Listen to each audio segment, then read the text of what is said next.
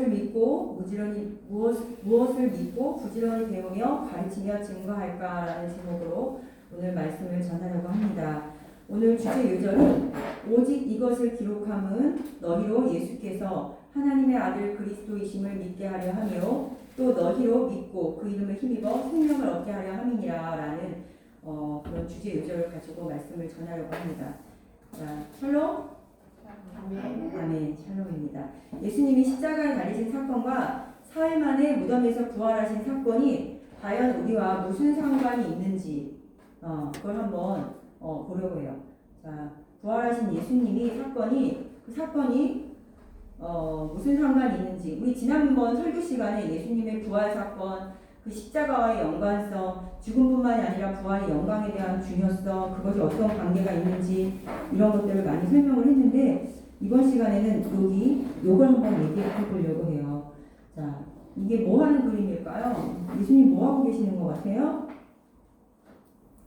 지난번에서 깨뜨리고 계시죠? 네, 뭔가 막 열심히 뭘 하고 계시죠? 자, 오늘은 예수님이 이 땅에 오셔서 하신 일, 그 사역이 어떤 게 있으며 어떤 역할을 잘 감당하셨는가 라는 것을 한번 살펴보려고 해요. 우선 이건 뭘 말하는 걸까? 하나님이신 예수님이 이 땅에 오셔서 하신 사역 일은 세 가지가 있어요.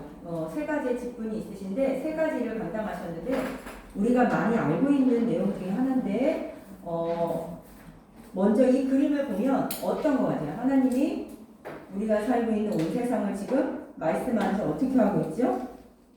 부리시는 중? 어? 부리시는 거 아니에요? 다스리고 계세요. 권위와 능력으로, 말씀의 권세와 능력으로 다스리고 계세요. 자, 다스린다, 통치한다, 이건 누구에게 있는 개념이에요? 지배자. 지배자. 그쵸? 땅의 지배자를 우리가 쉬운 언어로 말을 표현하길 뭐라고 하죠?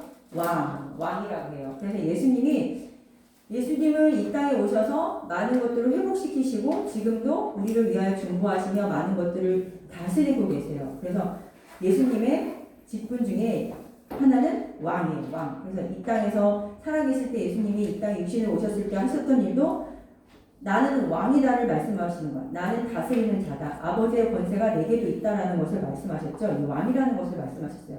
그 다음 두 번째는 그림 한번 볼까요? 이거 뭐 같아요? 이 서 있는 사람이 누굴까?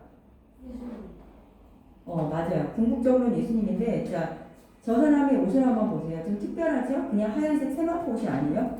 이 사람은 제사장이에요. 대제사장의 옷을 입고 있는 사람이에요.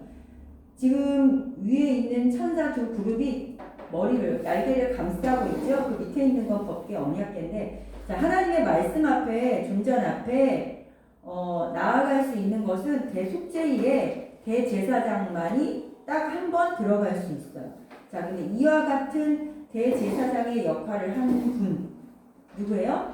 예수님. 대제사장의 역할을 한 분은 바로 예수님이에요. 예수님이 흠없으신 양처럼 죽임 당하시고 십자가에 달려 죽으시고 그 보혈로 말미암아 그 속죄함으로 말미암아 우리는 하나님 앞에 직접 우리가 기도할 수 있는 은혜를 얻었어요.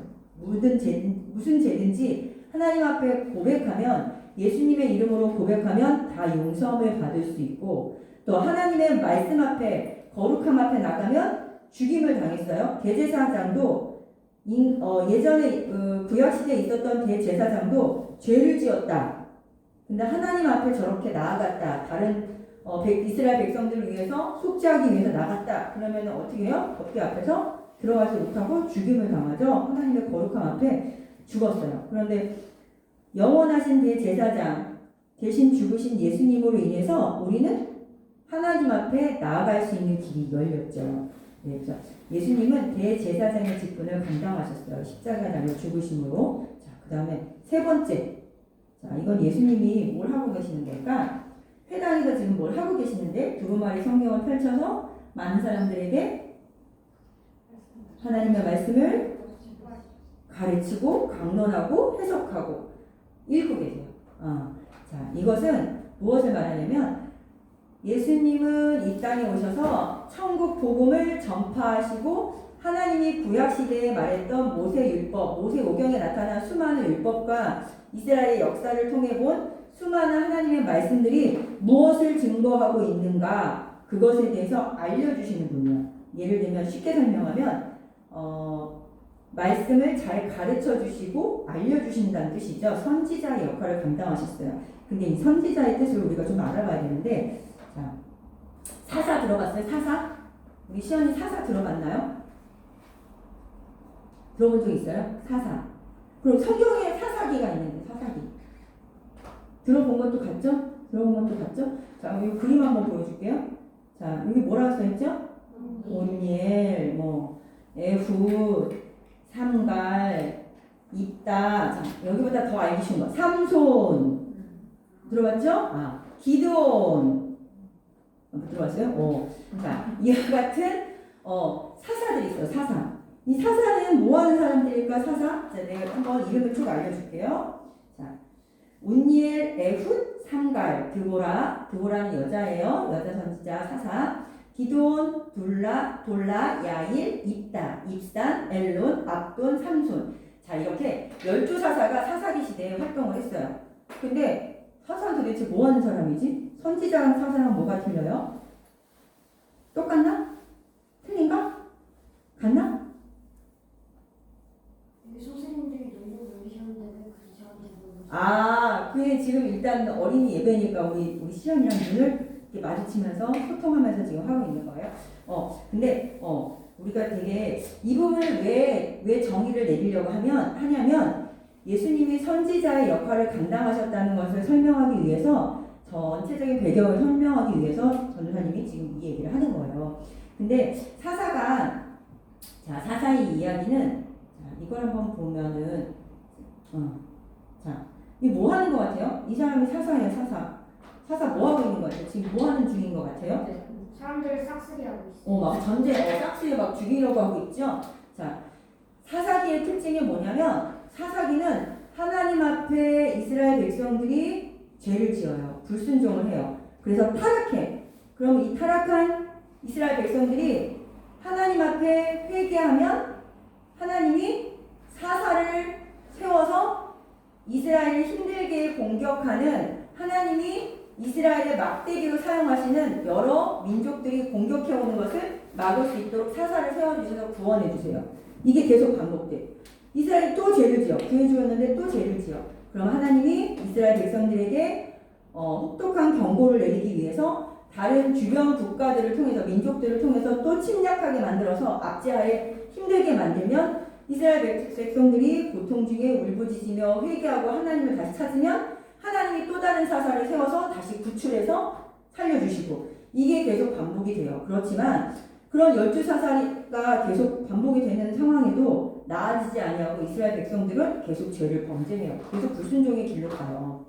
이게 사사기의 특징이에요. 그런데 선지자라는 부분은 넓게 보면 모세도 선지자이긴 하지만 이 사사기에서 싹 넘어가는 게 어디냐면 사무엘, 상하로 넘어가요. 근데 여기를 보면 사무엘은 엘가나와 한나의 사이에서 태어난 아들이에요. 한나는 아기를 낳지 못했는데 엘리 제사장에게 가서 그 앞에서 기도하면서 하나님 앞에 소원을 말하죠. 아기를 갖게 해달라고 구하는데 이 부분은 이제 조금 더 깊이 얘기해야 될 부분이 있으니까 일단 접고 그래서 하나님이 사무엘이라고 하는 아들을 주세요. 이 아들을 엘리 제사장에게 데리고 가서 하나님 앞에서 자라게 해요. 여호와 앞에서 사무엘이 자라요. 그래서 아주 훌륭한 선지자로 그러니까 이 사무엘은 사사기의 마지막 사사야.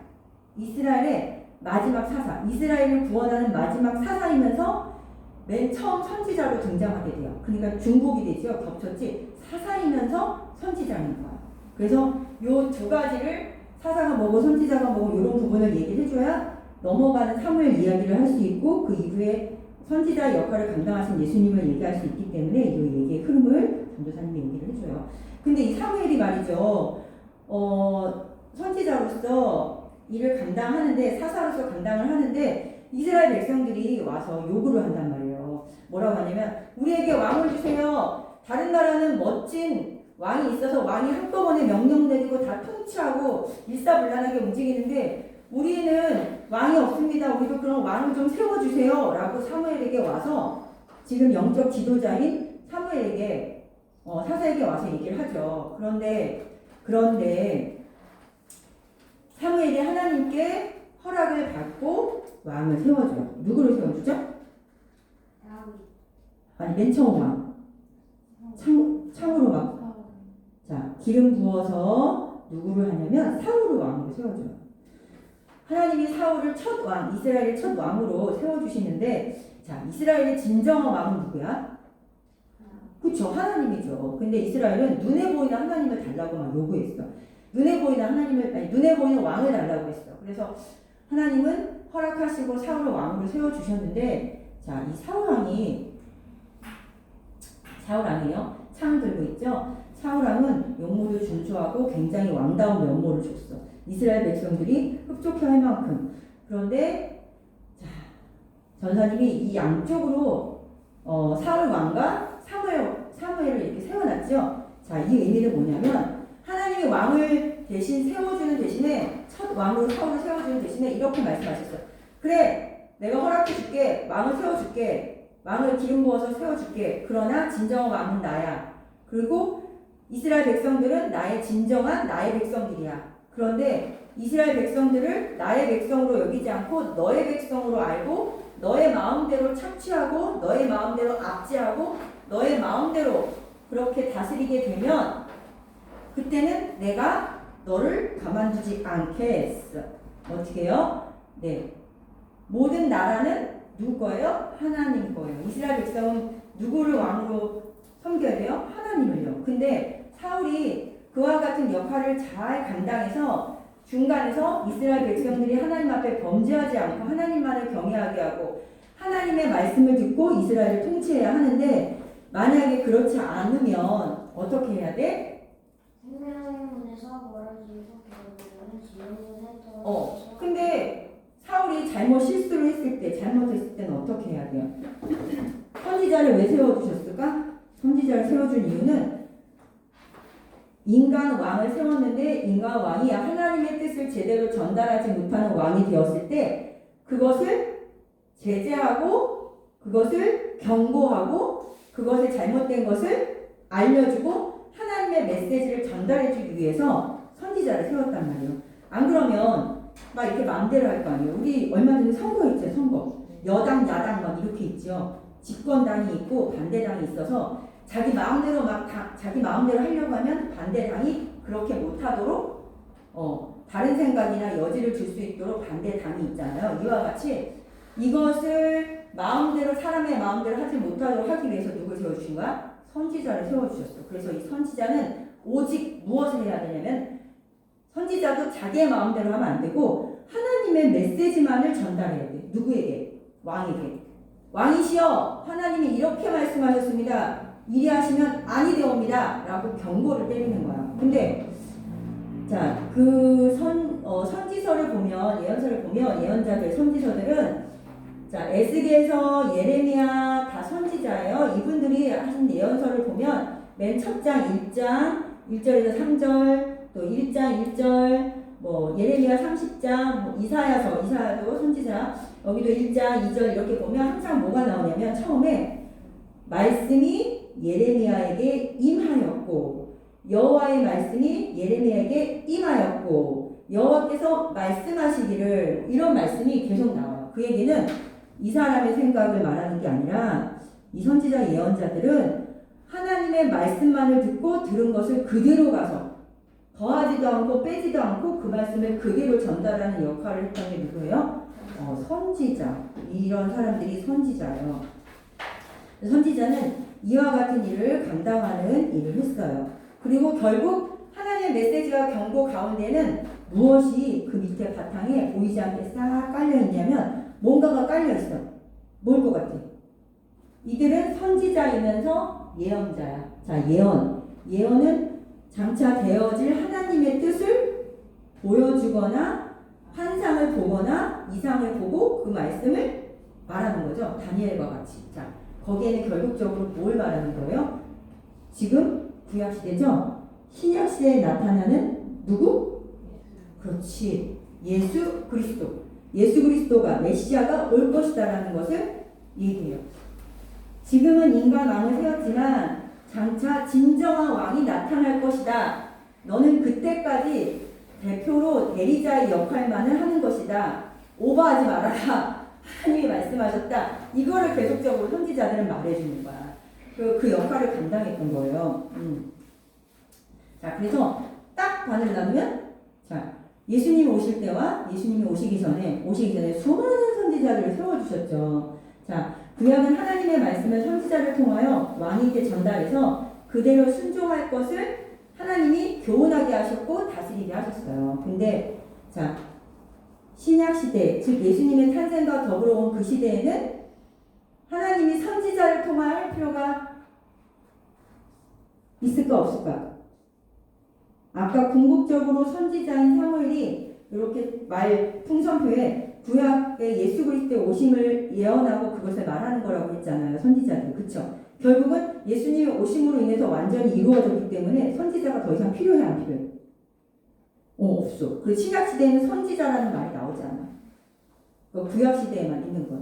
예수님이 오셨기 때문에 선지자는 더 이상 필요 없어요. 왜? 예수님이 오신 날에는 하나님이신 예수님의 입으로 나오는 말씀 자체이신 진리이신 예수님 자체가 하나님의 곧 말씀이거든요. 나를 보았으니 아버지를 보았다고 했잖아요. 아버지를 본 게 나를 본 거고.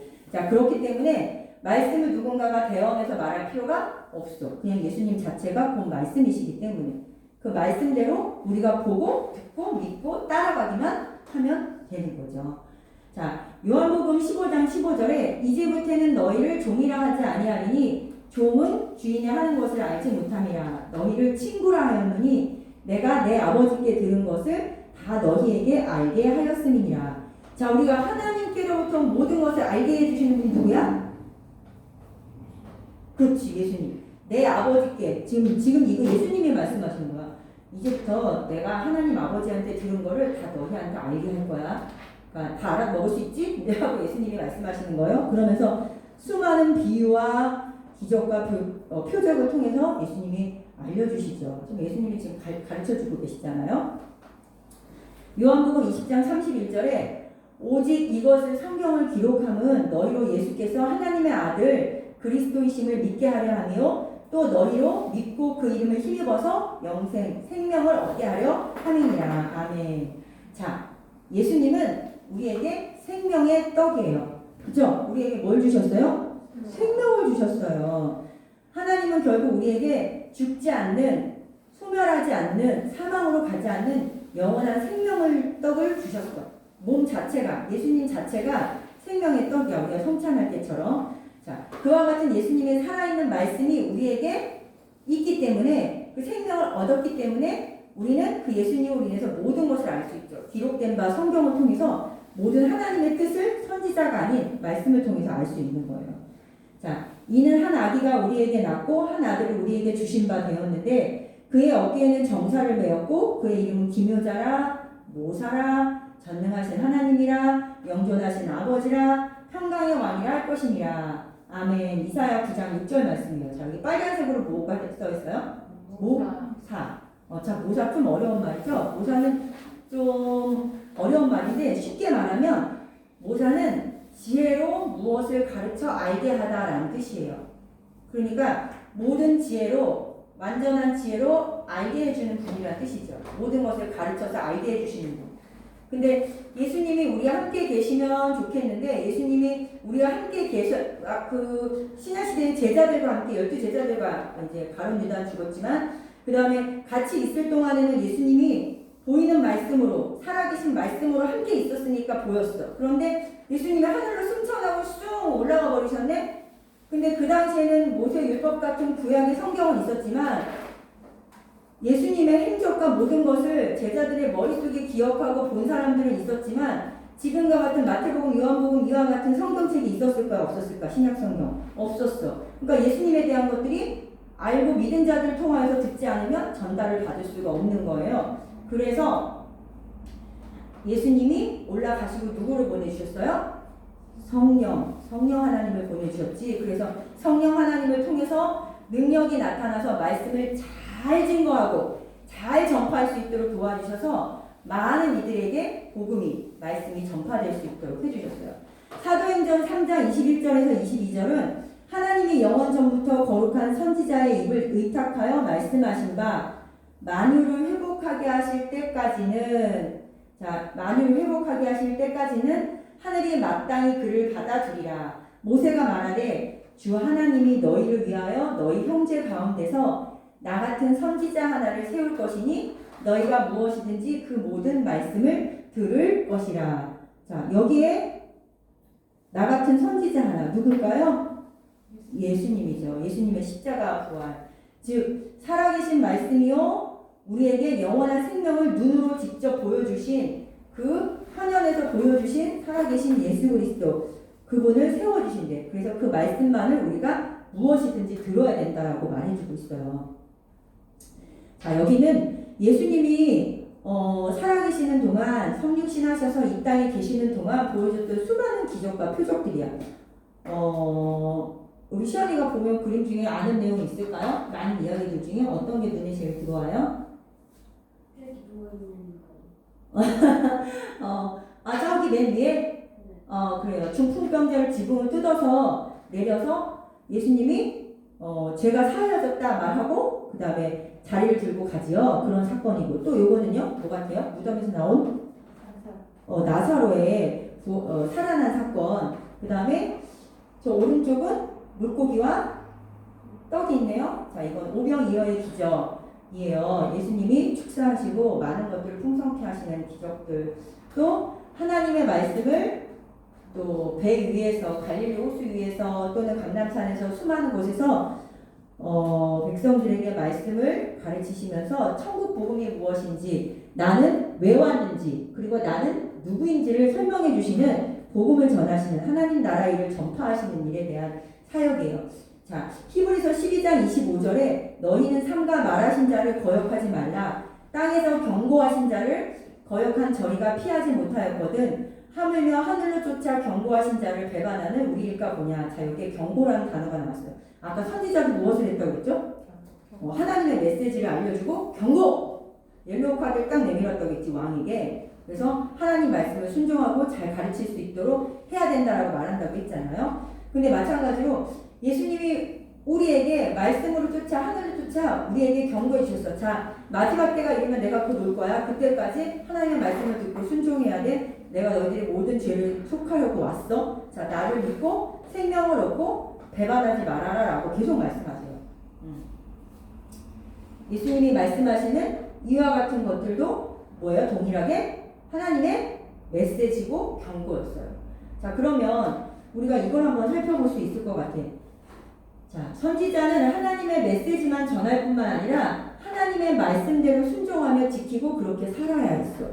그래서 죽음이 칼을 들이댄다 할지라도 그 하나님이 너 이 말을 해 이렇게 했는데 누가 갑자기 구약시대에 그런 게 나와요. 발람과 발락에 대한 이야기가 나오는데 거기에서도 이스라엘 백성을 저주하라고 했는데 뇌물을 받고 저주를 하라고 했어. 그런데 그 왕의 말을 듣지 않고 그 왕의 말을 듣고 저주하려고 했는데 하나님의 영이 저주하려고 했는데 입에서 축복의 말이 막 나오는 거예요. 자, 이와 같이 선지자는 자기의 뜻대로 움직이는 게 아니라 하나님의 말씀대로 움직여야 되고 그것을 다 듣고 지켜야 되는 게 선지자예요. 하나님의 영이 임하면 하나님의 말씀대로 살 수밖에 없고 순종할 수밖에 없고 그렇게 살 수밖에 없어요. 그게 곧 선지자예요. 그러면은 특별한 사람만 이렇게 하나님의 말씀을 듣고 순종하고 지키며 살아야 될까요? 아니죠. 우리 모두도 마찬가지죠. 왜? 우리도 예수님의 십자가의 사건과 부활의 사건을 경험하고 복음을 안 자가 되었고 보고 만지고 들은 자가 되었기 때문에 우리도 그와 같이 동일하게 살아야 되는 거예요. 자, 진정한 참 선지자였던, 말씀대로 전할 뿐만 아니라 하나님의 말씀대로 순종하며 십자가에 달려 죽는 순종까지 보이신, 겸손함으로 순종까지 보이신, 완전한 순종에 이르신, 말씀대로 준행하신 참 선지자가 누구예요? 예수 그리스도예요. 그럼 우리는 누구를 본받아야 되고 누구의 가르침을 따라야 돼요? 바로 예수님의 가르침을 따라야 되는 거겠죠. 베드로전서 1장 10절에 이 구원에 대하여는 너희에게 임할 은혜를 예언하던 선지자들이 연구하고 부지런히 살펴서 자, 이 말씀은 우리에게 적용하는 말씀이야. 베드로전서 1장 10절에 구원에 대해서 너희에게 임할 은혜를 예언하던 선지자들, 아까 말했던 그 선지자들이 무엇을 했대? 땡땡하고 땡땡땡땡 살폈대. 뭐 했다고요? 연구하고 부지런히 살폈대. 선지자가 이렇게 기도하다가 하나님이 저 귀에 막 환상을 보여주고 눈에 귀에 막 음성을 들려주시면은 그 말만은 무슨 점쟁이처럼 가가지고 막 이렇게 손 이게 아니라 선지자들은 늘 뭘 하는 사람들이었냐면 예언하는 게 신령하게 꿈속에서 뭐 환상을 이런 게 아니라 선지자들은 참으로 하나님의 말씀을 사랑하여서 구약에 나왔던 수많은 모세가 기록했던 것과 많은 것들을 붙잡고 하나님 앞에 씨름하면서 기도했던 사람들이야. 다니엘도 그렇고 마찬가지. 모두 하나님 앞에 기도하며 말씀을 묵상하며 이 뜻이 과연 무엇을 말하는가? 여기서 말하는 메시아, 고레아의 왕국은 무엇인가? 늘 하나님께 물어보고 연구하고 찾아보고 앞에 있는 말씀, 뒤에 있는 말씀, 이 말씀이 이 말씀인가 찾아보고 연구하고 살폈어. 부지런히 배우고. 그랬던 선지생도라는 말도 나와요. 선지자가 되기 위해서 말씀을 공부하고 묵상하고 배우는 사람들. 수많은 사람들이 참 선지자의 길을 걸어갔어. 하나님의 말씀을 사랑하는 사람들은 다 선지자의 길을 걸어갔다고 봐도 틀리지 않아요. 자, 그래서 이제 이걸로 말씀을 마칠게요. 한번 따라해볼게요. 예수님의 십자가 달리시는 완전한 순종처럼 자, 우리는 예수님을 어떻게 돼요? 잘 믿기. 한번 따라해볼까? 예수님 잘 믿기. 예수님 잘 믿기. 예수님 잘 믿기. 그다음 두 번째, 선지자들처럼 참 선지자인 예수님처럼 우리는 그 말씀을 어떻게 해야 될 것 같아요? 그림 보세요. 뭐 같아요? 어린아이도? 자, 말씀 배우기. 말씀 배우기. 말씀을 잘 배우기. 말씀을 잘 배우고 예수님을 먼저 잘 믿어야 되고 그리고 잘 배워야 돼. 배우는 일에 힘써야 돼. 자, 그런 다음에 마지막 뭐 같아? 시연아? 무슨 그림 같아? 맞았어. 가르치며 전하기. 시작. 가르치며 전하기. 우리는 땅끝까지 복음을 전파하는 하나님의 사명을 가진 사람들이야. 선지자는 하나님의 말씀을 외치는 자들이야. 전파하는 자들이야. 세례 요한처럼 마지막 선지자죠. 구약시대 맨 최종 마지막은 예수님 오시기 바로 직전이었었던 세례 요한이 외치는 자의 소리, 예수님의 복음을 알리는 자, 하나님의 나라를 전하는 자, 마지막 선지자였던 세례 요한. 그 사람처럼 인간인 우리는 하나님이 우리에게 맡겨주신 사명대로 가르치며 전하는 일에 힘써야 돼요. 그럼 이와 같은 모든 것들이 우리가 선한 일을 완전하게 이룰 수 없어. 우리가 할 수 있는 건 오직 예수님을 잘 사랑하며 잘 믿는 것, 그리고 하나님의 말씀이 계시되어 있는 성경을 통해서 잘 배우는 데 힘쓰어서 부지런히 살펴서 하나님의 말씀이 뜻이 어디에 있는가, 그것을 통해서 우리가 어떻게 해야 되는가 돌아보는 일, 그리고 그것을 깨달은 바를 또 은혜 받은 구원의 은총을 다른 이들에게 가르치며 전하는 것입니다. 가르칠 때 가장 많이 배울 수 있어요. 모든 배운 것은 가르칠 때, 남을 가르칠 때 내 것이 될 수 있어요. 다른 사람에게 복음을 전할 때 진정한 나의 구원의 확신이 더 세기가 막혀져. 그러니까 이와 같이 많은 이들에게 전하며 그 소망을 가지고 살아가는 우리 친구들이 되기를 바랍니다. 감사합니다. 기도할게요. 하나님